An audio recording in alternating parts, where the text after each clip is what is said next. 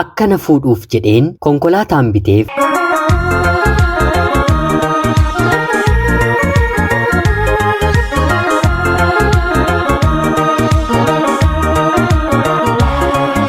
Yeroodhaaf maqaa kiyya himachuun barbaadu kanan dhaladheetti guddadhee Jiituu Magariituu Oromiyaa keessatti barnoota kiyya kutaa 1 hanga 12tti maatii koo biratti ergan baradhee booda kutaa 12ffaa booddeellee qabxiin naaf dhufee mooraa yuunivarsiitii seeneen baradheen xumureera.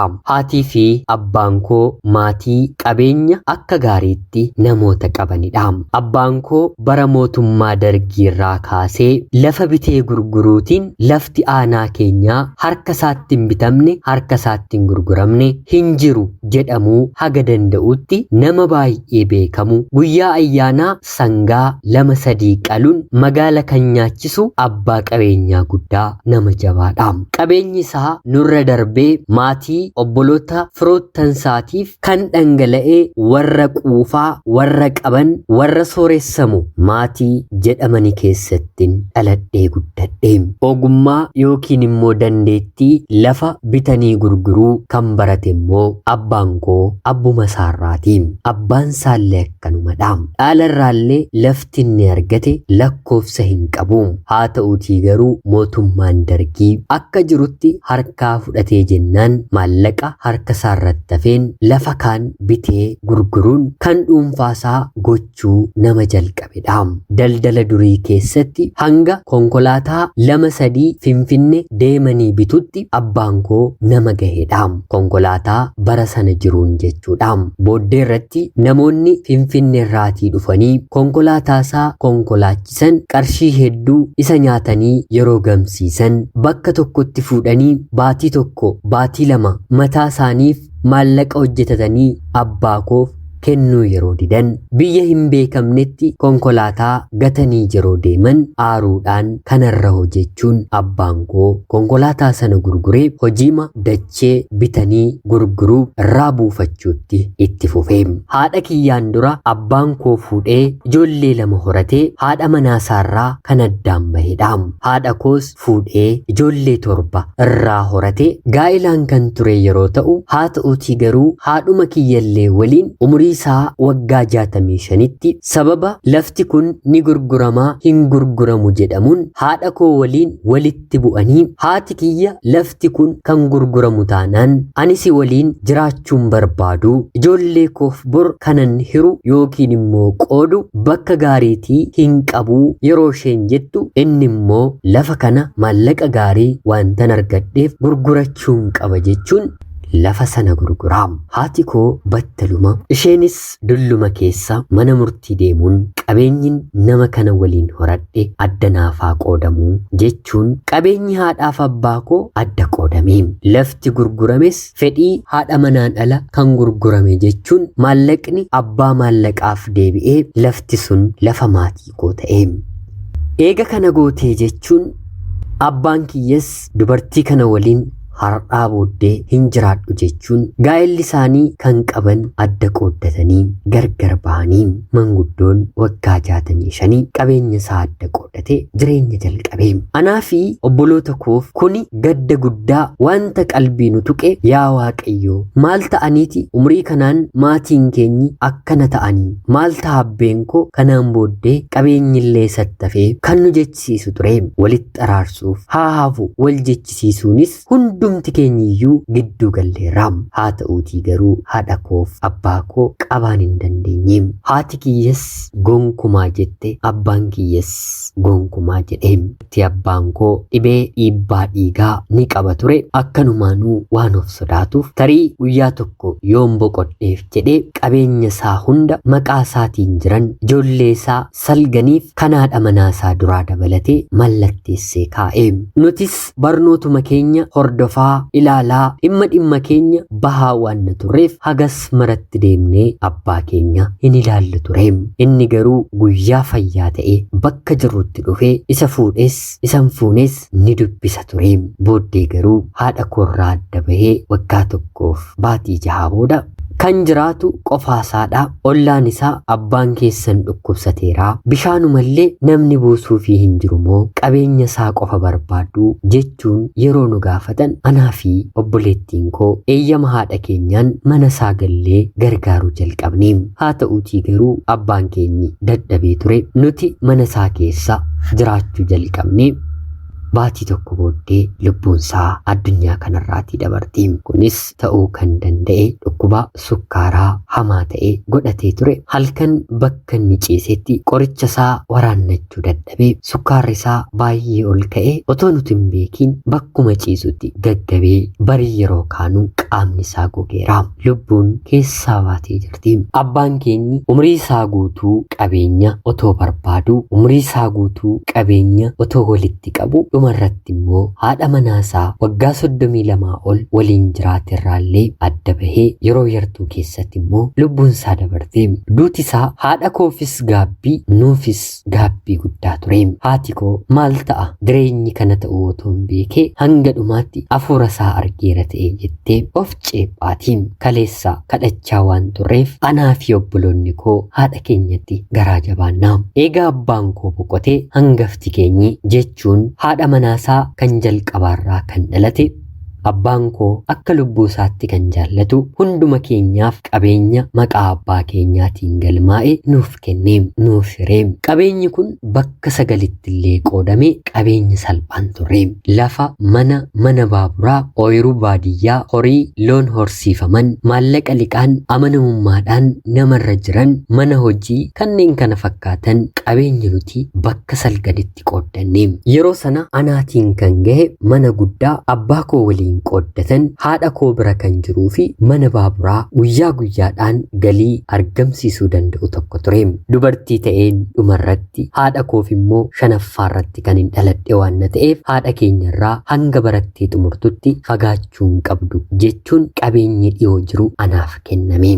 Kanaan egaa barnoota koo barachaa jireenyatti fufee umriin taanitti maallaqni harka namaarratti yoo gale baay'ee rakkisaa akka ta'e anarraatii hubachuu ni dandeessu.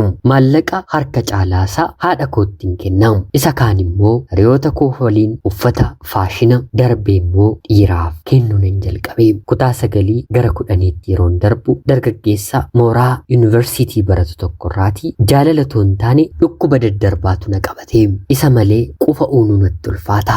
Nama bifa qabu dubartoonni baay'ee barbaadan jaallatan dhiirummaansaa ajaa'iba dargaggeessa jedhamu ture.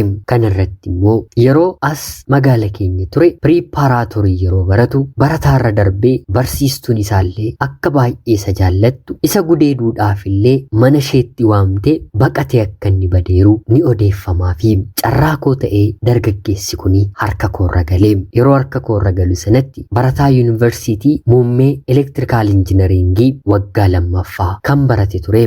Baay'ee akka na jaallatu yeroo hundaa natti hima. Anis baay'ee akka san jaalladhu yeroo hundaa isatti hima. Bilbila sa'aatii sanatti jira jedhamu biteen kenneeraa fi bilbila qofa miti wal jaallannee waggaa tokko keessatti barannee waggaa 3ffaa baratu jechuudha. Laaptooppii taabileetii akka nama biyya hambaa jiraatu biteen kenneeraa fi kanarraa kanaf immoo magaala keenyarraatii mooraa yuunivarsiitiin ni baratu garaagarummaa deemsa sa'aatii 4 konkolaataadhaan deemsisa. Ganama barii ka'een konkolaataa yaabbadheen isa bira ooleen galgala faallee yeroon deebi'u nan qaba.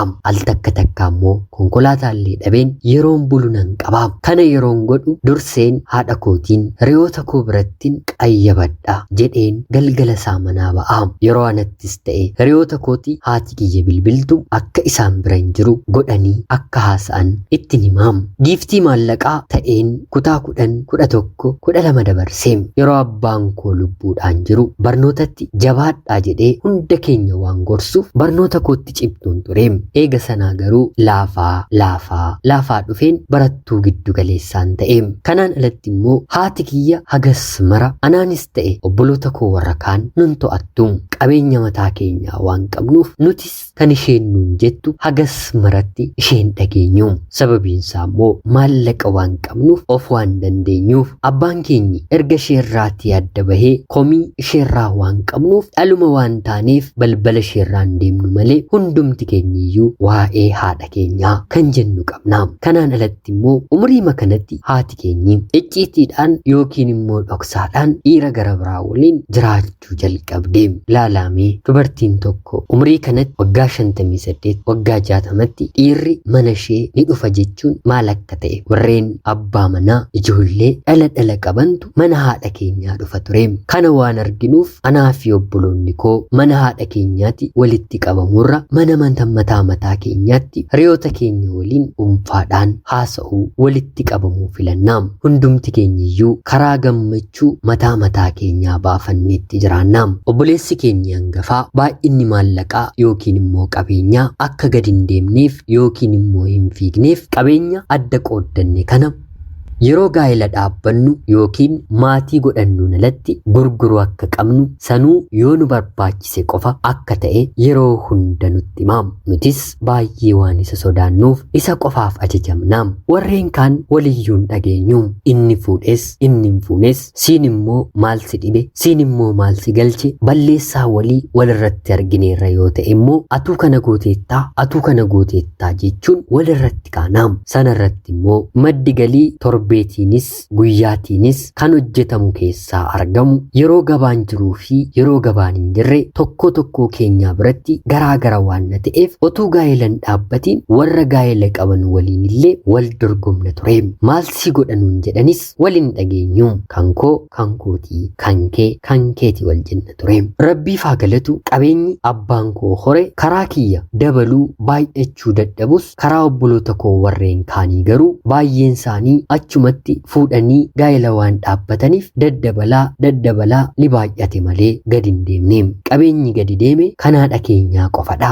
Isheen nuyis ijoolleen ishee kaanis akka to'atan hin barbaaddu. Nun amantu kan mataa keessanii qooddattaniittu kan koommoo hundaafuu gaafan du'e eessayyuu sin jalaan dhaquu ni qooddattu nun jetti. Qabeenya hammanan jedhamne qabdi. Erga abbaan koo boqotee booda haalli ittiin isheen nu ilaaltu xiqqoo rakkoo qabaam. Nu keessaa warra jaallatuuf qofa waan barbaadde kennitiifi yeroo sanatti kunis walitti nu buusaam. Qabeenya haadha keenyaallee kan keenyadha jennaam. Yeroo sanatti isheen doomaa abbaa keessan galaafattanii anattis darbuu feetanii nuun jetti.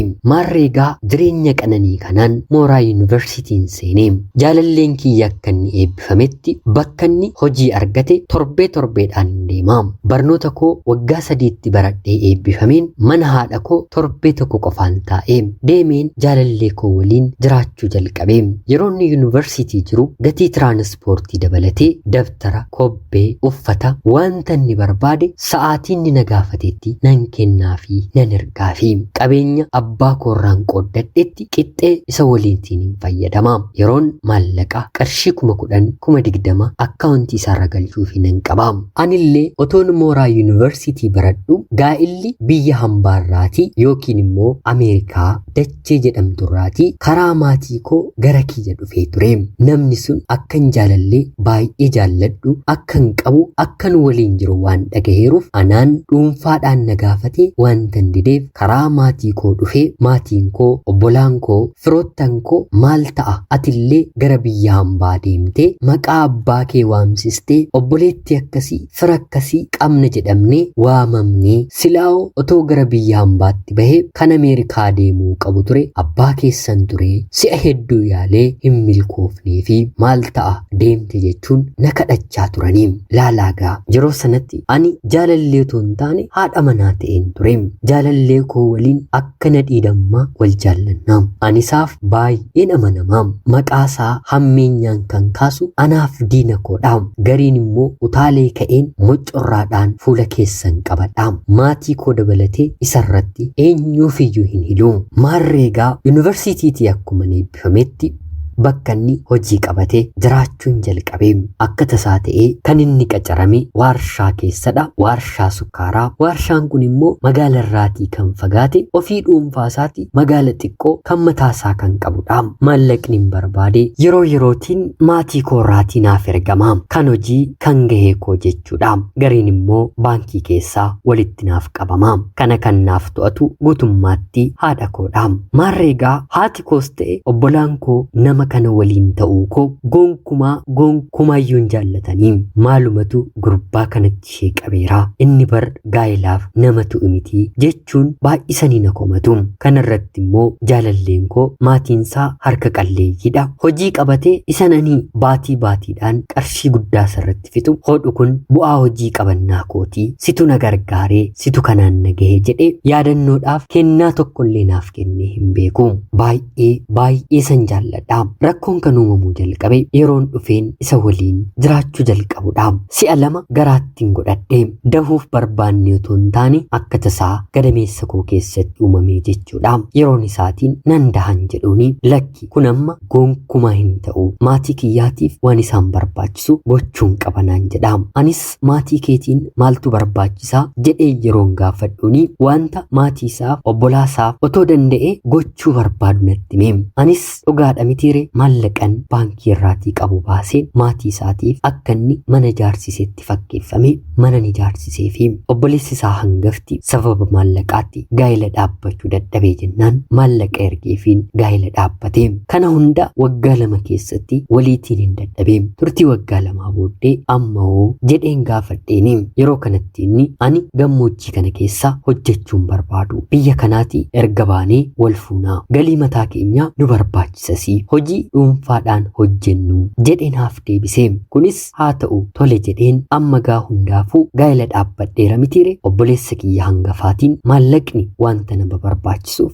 bakki hojii kun lafti kun gurguramee naafaa kennamu. Hojii bareedaa dhuunfaa koo magaala irratti hin barbaadaa jedheen gaafadheeni. Obboleessi kiyya hangafaa lakkii wanti kun bareedaa natti ta'aan jiru. Namni kun ija koof guutuu miti. Otuma xiqqaate jaarsallee otoo ergee otoo nu kabaje dhiirri sin kabajin immoo gaa'ela kiyya boriif hinnaaf ta'a jechuun sobadhaa naan jedhee. Yeroo kanatti ani obboleessa kiyyaan anaaf isa gidduu akka seentu hin barbaadu. Dhugaadha ani gorsa keerraatii hin deemu. Haa ta'uutii garuu wanti kun na barbaachiseera. Anis gammoojjii kana keessaa baheen magaala galuu barbaadaa jedheen deebiseefi. Yeroo kanatti inni tole fedha kee taanaan kottu mallatteessi naan jedhee qabeenyawwan maallaqaanii barbaaduuf gahan gurguree maallaqa naaf ergee. Bara 2013 qarshii miiliyoona 1.2 qabadheen magaalaa Finfinnee deemeen hojii anaafis isaafis ta'a jedhamu bannee anaaf inni hojjechuu jalqabne. Hojiin nuti itti seenne bakka manni hojii isaa baratame bu'aansaa durayyuu kan beekame maallaqa dabalataa kennineeti bakka sana qabannee turre. Battaluma bu'aa guddaatti seenne. Baatii 4 yeroon kunne keessatti hojiin kun of danda'ee kan ittiin hin jalqabe ka'umsa maallaqa keenyaa naaf deebisee. Yeroo kanatti gaa maallaqa kana kan hin fuudhee qabeenya koo gurguree ni mitiire obboleessa kiyyaatiin ilaa buufadheeraa maallaqa kana maalaa godhuu jedheen gaafadheeni. Obboleessi koo ani qabeenya kee namatti hin gurgurree mataama kiyyattiin harkatti qabadheeraa maallaqa kiyya naaf deebisiitii qabeenya kee siif hin mallatteessaa jedhee naan mallatteessee nan deebiseefi. Yeroo kanatti gaa jaalalleen koo yookiin immoo abbaan manaan koo akkam maallaqa ani hojjedhe halkaniif guyyaa bakka kanatti dhaabbadhe obboleessa keef ergitaa ati qabeenya mataa kee dhaabbachuu malee anarraa dhimma godhatteen beektu. Ani bar siif jedheen hojii kiyya dhiiseen dhufee wantoonni jedhan lolli hamaan nu gidduutti uumame. Anis kanaan booddee bu'aa argamurraatii ani sharfee tokkoon fudhu qabeenyi kan koo nagahaadhaa akka barbaaddetti ta'in jedheeni. Kan nama ajaa'ibu yeroowwan baatii 6 yookiin immoo hojii kana jalqabnee baatii 10 keessatti konkolaataa manaa fedhii isaatiin bitatee anaan otoo hin taane dubartoota gara biraa oofuu jalqabe. Lakkii dhiisii gaa'ela keenya seera qabeessa godhannaa jedheen isa kadhadhe. Yeroo kanatti inni na dhagahu didee guyyaadhumaa narraa bahee manni kun kan kootii naan jedhee bakkuma kireeffannee waliin jiraannu jechuudha. Anis battala gara buufata poolisii deemeen eeyyamnillee kan bahe maqaa kootiin bakki hojiillee manni kiraallee mallattaa'ee kan fudhame maqaa kootiin. Nama kana narraa baasaa yookiin abbaa manaa koo miti yookiin jaalallee koo miti qabeenya kiyya na saamaa jiran jedheeni. kan inni ilaale yeroo sanaatiif konkolaataa of harkatti qabatedha. Ani hojiin kun baay'ee akka inni baasu waan hin beeku otoo fudhatee deemee illee homa natti hin fakkaatu. Konkolaataan sunis baasnaan jaalala waggaa hamma kana ani gatii ittiin kanfalle sii caallaan fudhu deemii nan jedheeni. Sinuffeeraa durayyuu ati dhiirri waan sin barbaanneef natti gogdee ija kiyya maallaqaan qabdee garattiin galagaluu wallaalee baradheen injinara ta'een illee siif gadi jedheen bitamaa galagalinaan jedheen boo'een gaddeen umuriin gubetti gatiin kanfaletti baay'ee tokko natti dhagahame nan dhukkubsadhee nagaan dhabee hojii dhaabeen biyyatti galeen haadha kootu na wal'aanaa ture baatii 3 guutuu maatii koo ba'aan ta'ee baatii 3 booddee obboleessi koo kan hangafaa kotto gaasi ga'a gara hojii keetti deebi'i jireenyi itti fufa yeroo inni naan jedhu tole jedheen hojii baatii 3 addaan hin kute deemeen jalqabee gabaan immoo takka addaan cinnaan akka duriin ta'u mitire hojiin kun gaduma deemu jalqabee dhumarratti meeshaawwan gurgureen mana kireeffadheen kutaa tokko qofa calluma jedheen taa'uu manaan bahu nan eegalee dhumarratti maatiin koo kan barbaadanii turan gara biyya Ameerikaa akkan deemu miti akkamiin iyyuu haa ta'u deemuun qaba jedheen nama dura kana dura gaa'ilaaf na kadhachaa tureen waantan keessan jiru itti min maallaqa hanga kamiyyuu haa barbaachisu gara biyya hambaatti imaluun barbaada karaa naaf barbaadin jedheeni innis tole jedhee biyya Ameerikaa naaf argamuu baatus gara biyya Kaanaadaatti naaf barbaadee gaa'ilaan nama na fudhatu naaf argee piroosesii jalqabeen waggaa fi baatii 2 keessatti naaf xumuramee gara biyya Kaanaadaatti bara 2017 baatii 2ffaa keessatti imala koon taasise. Bakka kana dhufeellee takkaa harka kiyyaatiin jireenya hin taane jalqabeen gammachuu wanta of hin dhorkeef baay'ee gammadduu ta'een jiraachaan jiru. Hojiillee nyaadhee dhuguuf gatii kiraa ofirraa kanfaluuf qofan hojjedha malee moraaliin jireenyaa na keessa hin jiru. Wantan dabarse kana hundatti yeroo hunda nan boo'a yeroo hunda nan gaddaa. Al takka takka immoo gadi baheen iyyuu dhugaatii nan dhugaa. Umuriin koo natti lakkaa haati kooyyuu waggaa 58 dhiira waan qabatteef heeruma nan dhaba jedheen garuu abdii kutannaa xiqqoo of keessaan qabu sababiinsaa kanani heerumee as dhufe waraqaadhaaf malee gaa'ilaaf miti nama kana naa godheef maallaqanni na gaafate kanfaleefiira. Mee obboloonni koo hiriyoonni koo maal na gorsitu jecha kamtu anasa kufe isa abdii kute isa gaabbe kana kaasaa yaada keessan komentii jalatti naaf barreessaa. Dhabuun qofatu hin taane argachuudhaan illee rakkinni guddaa keessa jira. Ana obboleettii keessan biyya Kaanaadaa Darratiin ulfaadhaa nagaatti galatoomaa.